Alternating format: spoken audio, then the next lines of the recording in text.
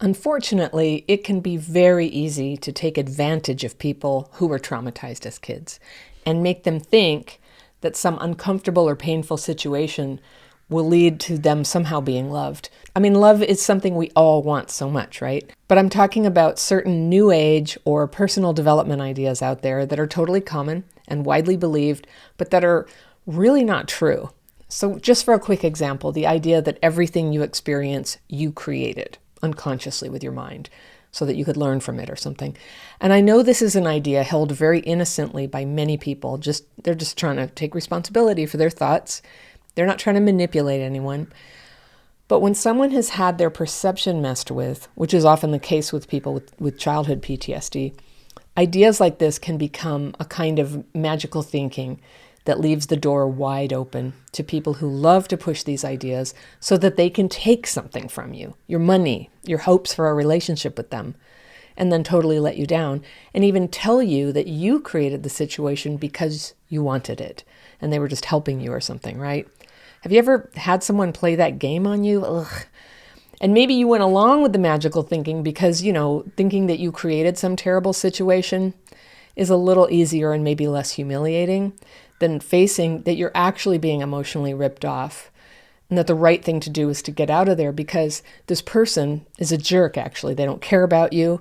You're both using magical thinking to keep you from seeing the obvious, which maybe you don't want to see because it scares you and makes you feel foolish, but it's that you're actually not loved but alone. You thought you were going to be loved, but you're not. You're alone again.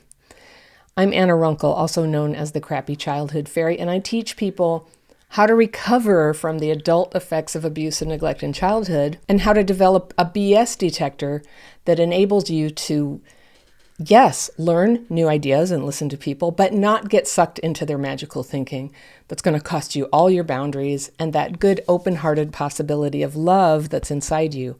And I want to show you how to protect that hope and that tenderness in you, because that is the thing that someone's going to fall in love with someday. Not because you're so good at going along with bad situations, but because you are you. You're your real, worthy of respect self. And that you thrives in reality.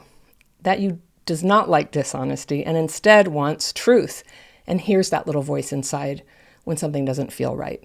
That you, okay? That you is fed by love and goodness, not unkindness, and definitely not some complicated spiritualized explanation of why it's actually good for you to be used by somebody, because it's not. Okay, so let's talk about a few of these toxic ideas so you can watch out for them. You hear them all the time. They tend to sound profound or like ancient wisdom, but usually, well, they're counterintuitive because they are counterintuitive. They're actually too good to be true, okay? So the first is when people challenge the way you're thinking or the fact that you're thinking by saying, hey, you're all up in your head, or you need to be more in your body, or you need to just breathe, or you need to be in the moment, or you're just being all left-brained about this. And I just want you to look at the pattern here. What these all are is criticisms of you. Someone who wants you to go along with something finds your need for clarity and thinking things through difficult for them. There's this implication that you're just not evolved or free enough like they are. Do you know this kind of person?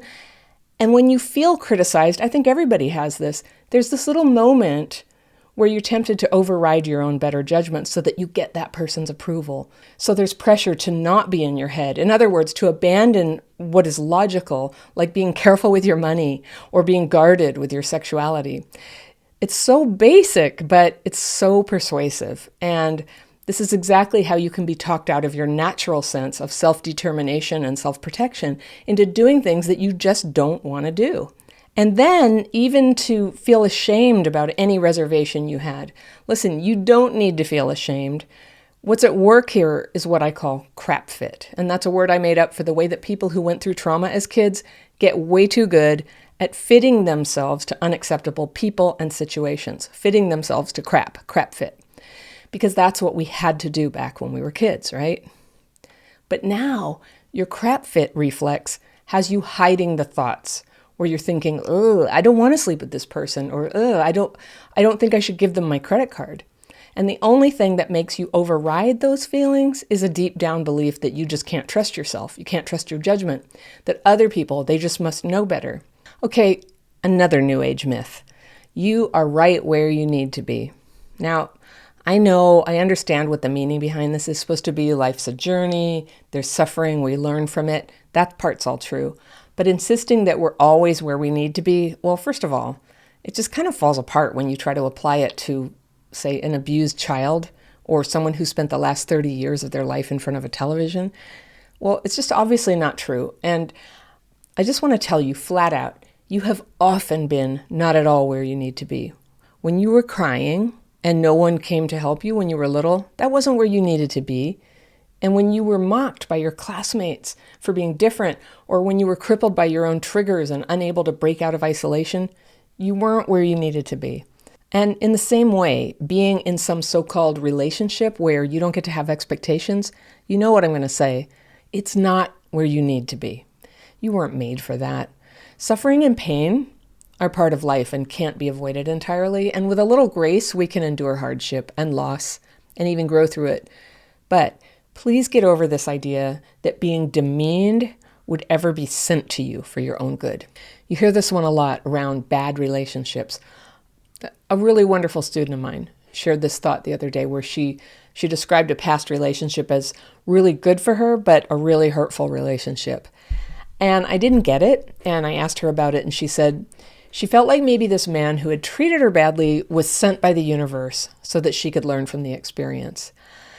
And I mean, I kind of get it. I see the little tiny kernel of truth here that sometimes we're so far off base that it's only through a terrible experience that we will course correct and get clear about what we really want.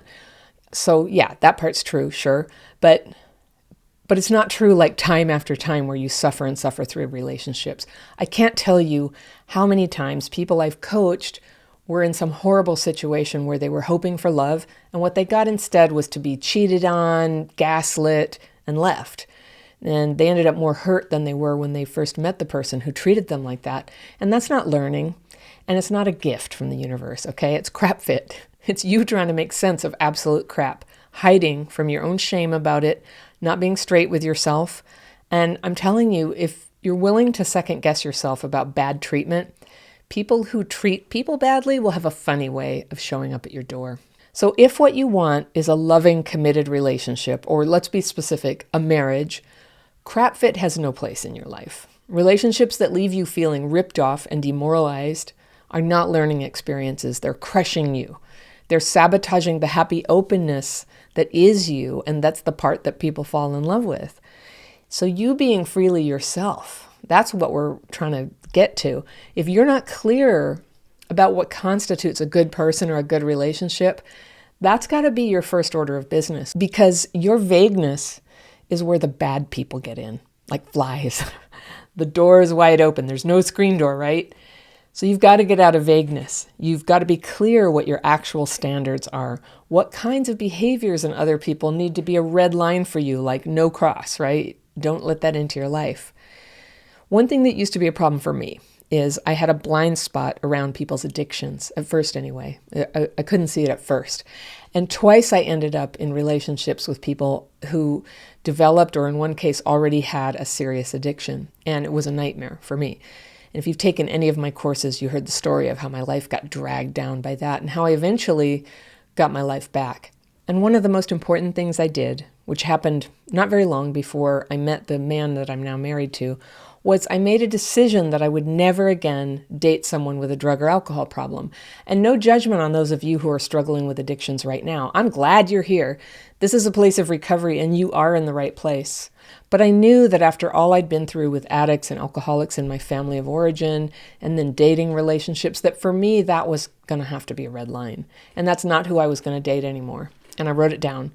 And I was almost afraid to do that, to declare it, because of another New Age myth that had gotten into my head and had been preventing me from being clear like that. And it was this one: be careful what you wish for. I didn't think I believed it, but I had absorbed this idea that some people have, that you can tell the universe what you want and then it will give it to you. But that it's a cruel and capricious universe, Or the idea that God himself is just waiting for you to wish for the wrong thing, and then bam, you wanted someone who was loyal, you got a stalker. Or you wanted someone who liked adventure, oh no, she ran off with a skydiving instructor. You forgot to ask for the rest of it, right? That's the myth. And again, I get the point that sometimes we haven't yet developed a clear picture of what we want. But God or the universe is not just sitting there waiting to F with you and teach you a lesson about your little wishes and how they weren't done right. I'm a person who believes in God, as most of you know, and if you don't believe in God, I just encourage you to translate what I'm going to say to something that makes sense for you and fits your experience. But what we're created for is for good. And I knew when I hit bottom with the second drug addict boyfriend I had, he died actually, and I knew that I was not at all where I was meant to be. And that if I was going to be in a relationship, it needed to support the good that was already in me. And it needed to support my potential. And that I would know if a man was the right one for me by the sign that his presence made my life better, that I became better. And I knew that needed to work two ways, that he would know it was good if he became a better version of himself when he was around me. So I was never mistreated. I was never disrespected. I was never ashamed of being with the man who's now my husband. And that's what God wants for me, is to be loved and befriended and treated well. And look at all that's happened for me since my circumstances changed back then. Now I get to be here with you. So the universe, it's not a slot machine. It's not Amazon.com. You don't place orders and then see if you got ripped off by a sneaky deity. What I'm teaching here is that if trauma made you vulnerable and unsure of yourself, it's time to become clearer and stronger so that you can live your life in a good way that leads to your own happiness and the fulfillment of all that you can be, all you can bring to this great big community of life. So if you want to learn more about healing your perception when it's been damaged by trauma, you might want to check out this video right here, and I will see you very soon.